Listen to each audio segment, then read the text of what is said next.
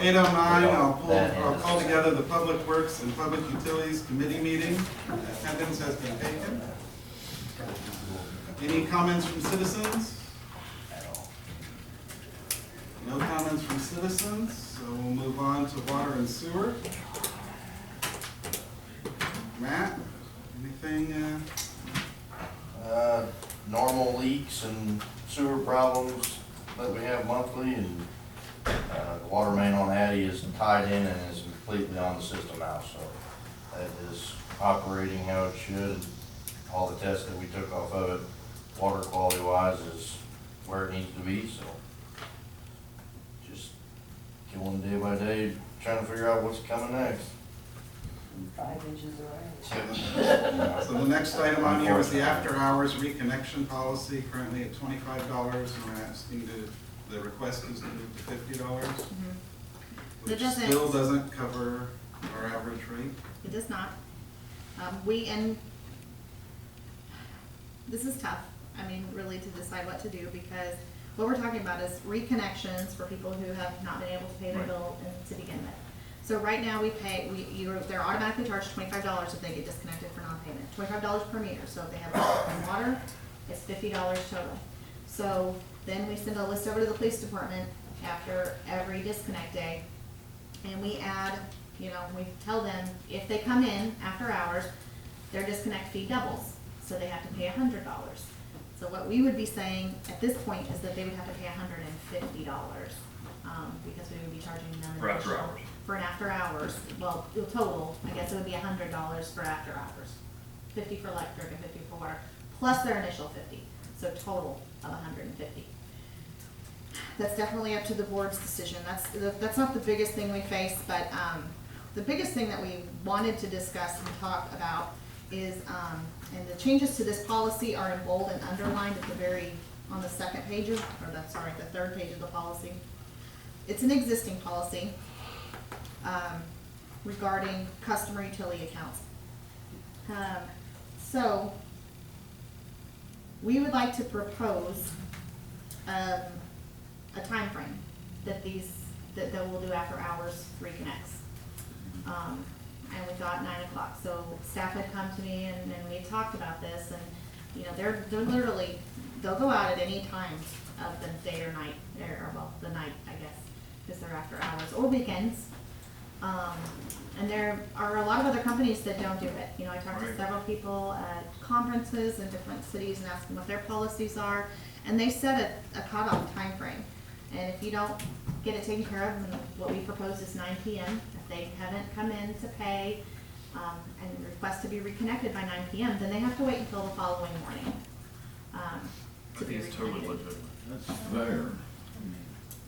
Yeah, I mean, right now, somebody could call it 2 a.m. and then we expect our crews to come back in and be ready to go and perform at You're maximum asking for capacity. somebody. Mike, you've been doing that, going out at 2, 3 o'clock, somebody, I don't anymore, I have. I mean, it was nothing to get a call out and say somebody just paid the bill at 12 o'clock. I guess there's one problem, what if it's 0 outside, what do you do on something like that? Well, we won't disconnect when it's I was that gonna cold. say, We have yeah, there's we laws. disconnect. Yeah. The weather rules. Yeah. And then, of course, we It's have to true. have, we did add in there for customers age Like I 65 or got- older, disabled customers who would be at physical risk without utilities. We can also, there's also in our policy that we can not disconnect because of extreme temperatures as well. So there's that caveat. Yeah, you gotta put, I think you gotta put a time, oh my God. I'm not I gonna- think it ought to be I didn't early. realize this. I didn't know you could do Right, that. that's When I read this the other night, I was surprised that we would do that at all hours of the night. Yeah, there's no way that's. I guess when I look at this, I struggle with increasing the reconnect fees, just because if somebody's struggling to pay, it's hard. I would And I don't like losing money, you guys know that about me by now, I'm sure, I don't like losing money at all. Right. That disrupts. But they're already paying a penalty basically for doing that, so I struggle raising that. But I think you guys are being too lenient with 9 PM, I mean, Yeah, I'm thinking like 7. I was thinking 7 too. That's It's just a much number, more. that's just the time we came up. I mean, since we've been doing it all the times, we said 9, But we're not the ones who are doing it. Well, Well, I mean, your foreman goes to bed at 8 PM, Yeah, so I he's mean, not gonna answer the phone. Somebody works out of town, they get home at 7. I mean, most, You gotta be able to watch TV. Usually, if they ain't paid their bill, they know they're gonna get disconnected. Well, they've been warned. They're not gonna be shocked, are they? No. If you can't make it there by 7 o'clock to get reconnected, then And this Sorry. does set hours, for the weekends as well, 8 AM to, we said 9 PM on the weekends as well.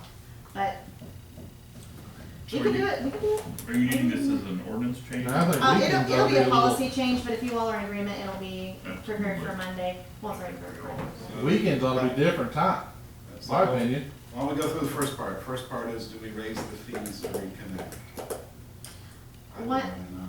One thing I want to point out. We've been, while looking through this, we've been searching and searching and searching where it says in writing that we do a double disconnect fee. We have not found it. So I added it into this policy.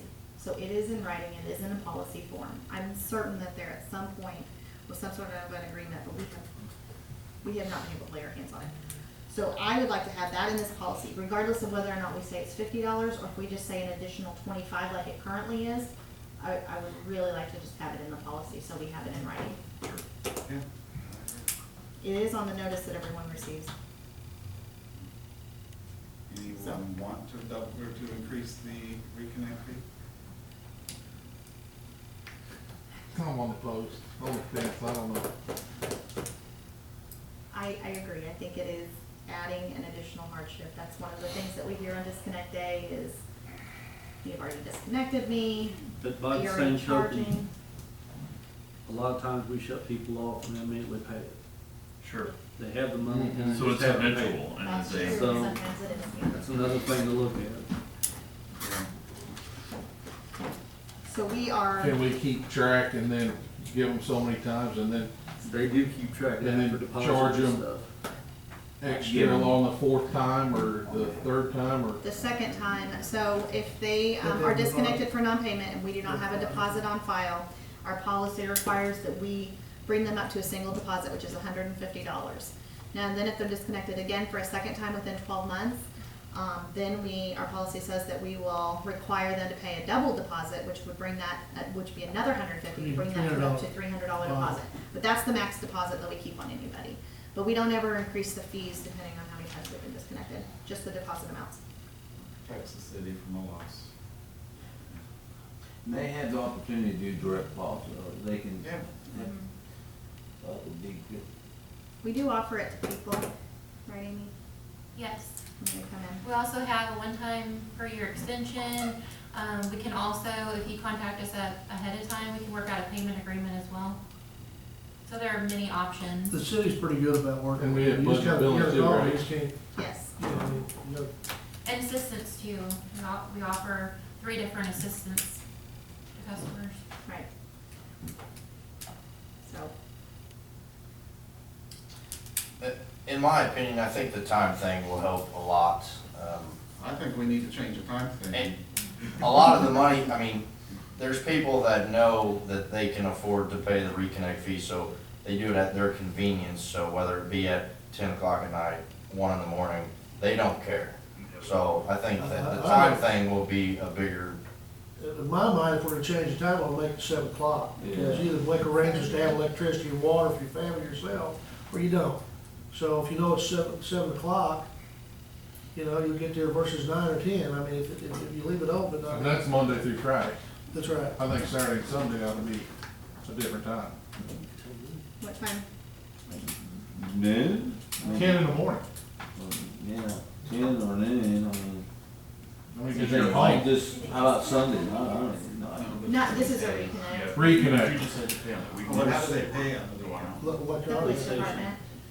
the police department. They can pay electronically too, but they have to show proof to the police department that they paid, and a lot of times, that's not even good enough, and we have to come up and actually physically come check, so we call out a clerk to come check it as well, so, Well, if it's gonna be shut off, they know by 5 o'clock Friday night, right? yes. So, Everything was if they don't Yeah, figure they it out open by noon on Saturday. noon Saturday, that's what I'm thinking. They can wait till Monday. Should we do anything on Sunday? I mean, Yeah, I think we should. noon or What if somebody something? 10 out of o'clock. town? It doesn't come back. If they can afford to be out of town, they can afford to pay their utilities. Yeah, you Some won't be people are traveling truck, if you. some people are truck drivers and things like that, that's their job. These We goes have that everywhere. sometimes. If you're paying online, I mean, That's true. So what was your suggestion for the weekend? I'd say Noon? 10 o'clock. 10 AM to what, 7 PM? Let's try No. that. Yeah. No, from 7 Ten AM to something. 10 AM. Yeah. Yeah, not 3 hours. 10 p.m. Yeah, just, What? it From could 7 AM to to 10 10 AM. or noon, one or the other. That's funny, you were going the other, yeah, no. I thought we were That's going the like highest. all day long. Yeah. You don't shut him That's off all on day Friday. long. You don't shut him off on Saturday mornings at all, Okay. do you? no, it's No. a Friday. Yeah. By Friday, usually. No, it's Friday, yeah, they'll know. It different. disconnects. They'll be disconnected on weekends. Got it, we'll change it, I thank didn't you. know you could call the fire department at 2 o'clock in the morning. Well, let's turn the electricity on. That's not They the may not fire come, department, but you call them. You can the call them. electric. All right, thank you. Okay, so the next one is the after-hours weekend sewer tap inspection. Yeah. Another thing that we don't have a written policy about, we just thought it was common courtesy, that sewer tap inspections would be conducted during business hours. That makes the most sense to us.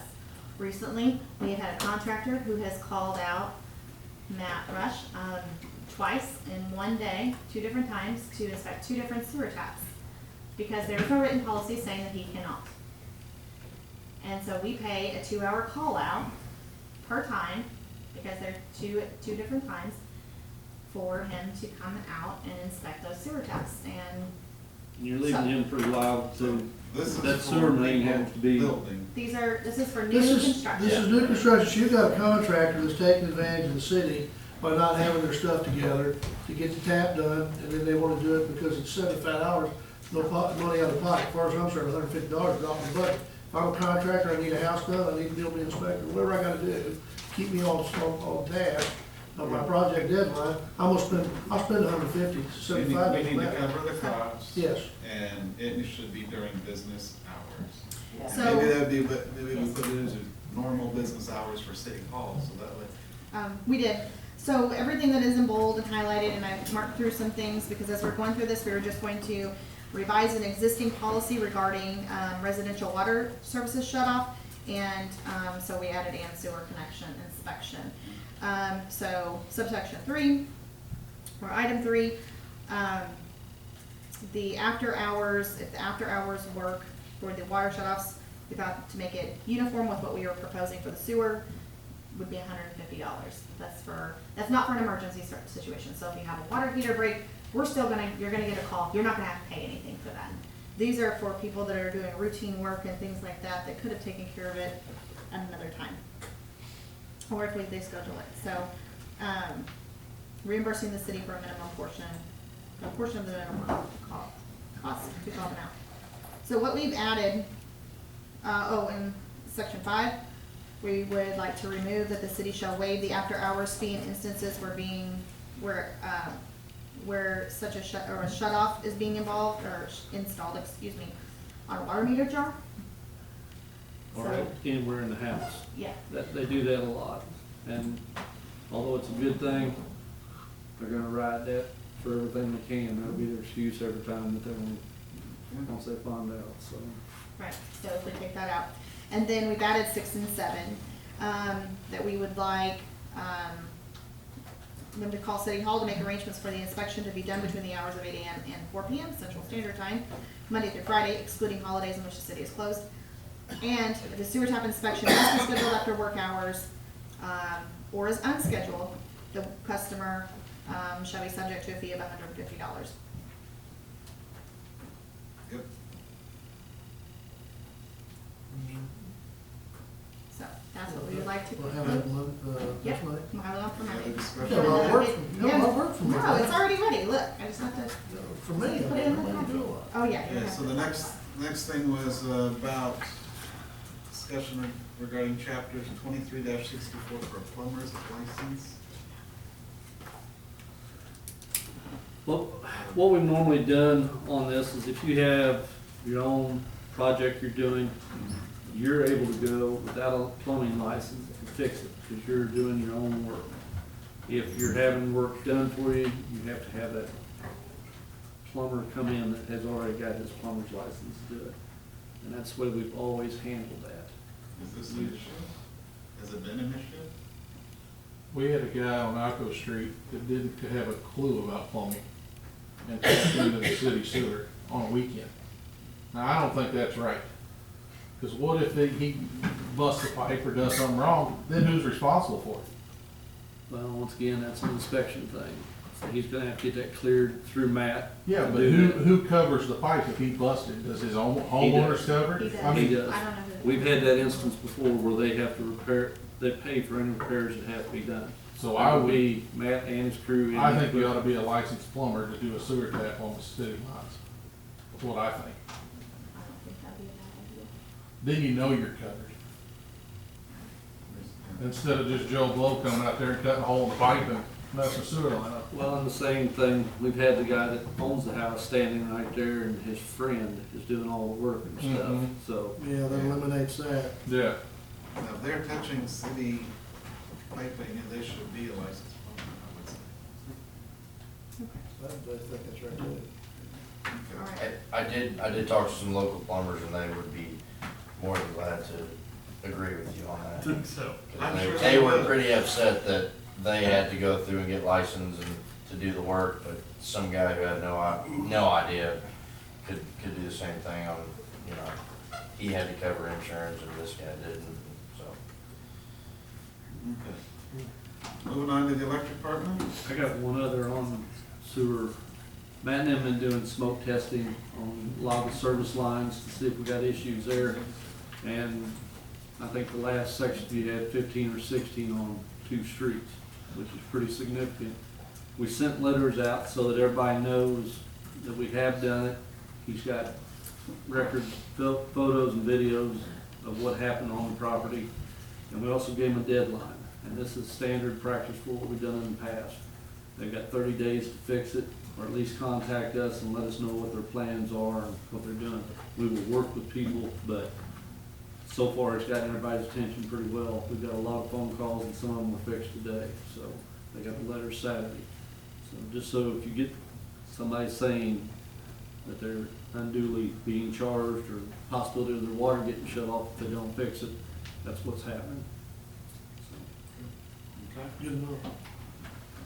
Moving on to electric. Jeff, anything you want to point out? We were in southwest country and Hattie Lane most of the month.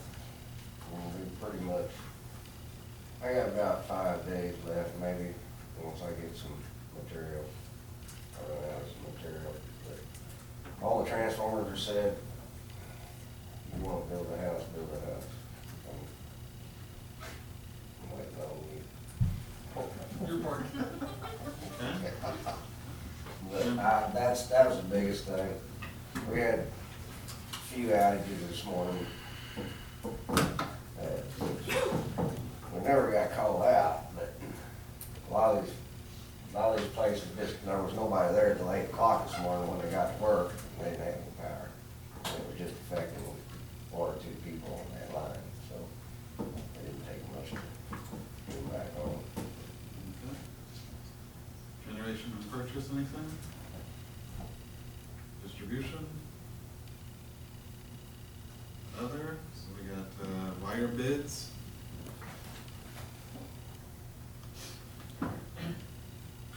These will be on your agenda from the news, really just for your information.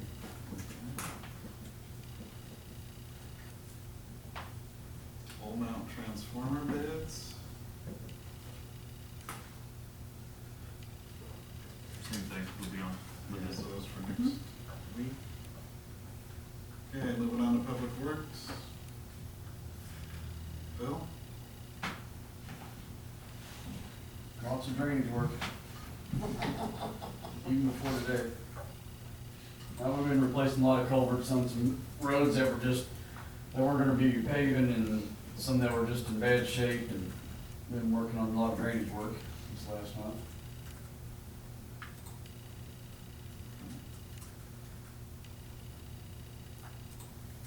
So streets, possible addition to overlay project for 2019. We're gonna talk to Mitchell Christensen when he comes into town. One of the roads is really starting to show where it's got 3 big patches on it right now. There's no chance from Jefferson all the way out to Lockport, just the east side of Lockport. It's about, I think it was about 2,600 feet. And that would be at about 52,000, 52 to 55,000 to get that done at the prices that he quoted us. We're gonna see if he's got time when he comes in. He's supposed to be here at the end of this month, 1st September. So hopefully we get all of our patching and paving done and maybe a little extra too. When he's in town, we've got a couple spots that he's gonna come back and kind of fix. The one that he did in front of the senior center down there that kind of fell through. He actually pointed it out to us almost the same time we'd seen it, so he wants to definitely get it repaired, so he's staying on top of his work.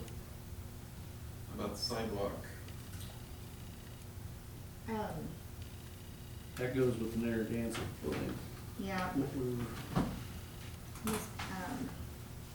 So what we had talked about was, during the pre-bid meeting, when we toured the 2 sites now that will be demolished, we are going, the sidewalk's in pretty poor shape all around the Narragansett building. So while they are doing the demolition, we requested that they pull that sidewalk out.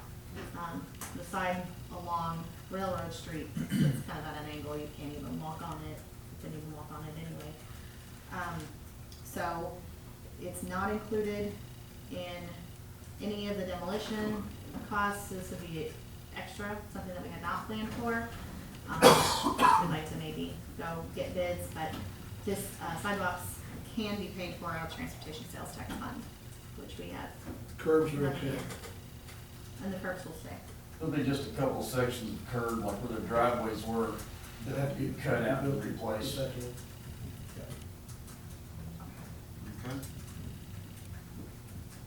Storm sewer? Okay. Any other? Mike? Just general stuff, getting ready for the demolition, trying to get all the information between Lincoln and people that are doing the bids. We've had several people contact, so I'm hoping we get several bids in on this. A lot of good questions, a lot of concerns, but justified concerns on how it's gonna be done, so that's probably the main thing we're working on. I'm trying to think what else I. You have a lot of good questions when we were out touring the site. Things that they brought up, so we don't have it, didn't have any too many jacklegs out there running around. Quoted thing, that whole thing, so that was pretty good. I'm hoping the information from Bartlett and West will be sent to DNR, and we'll finalize. We'll talk to you all first before that point, but we're finalizing how many pivots the storage ponds will be adding on for the wastewater pond, get that final number. So we're getting really close. He asked all the farmers to have their final quotes in on what they wanted Friday, so I didn't have a chance to talk to him today, but I'm hoping I hear from him tomorrow. If not, I'll call him. An update on the demolition grant? We'll get a write-up in the backup.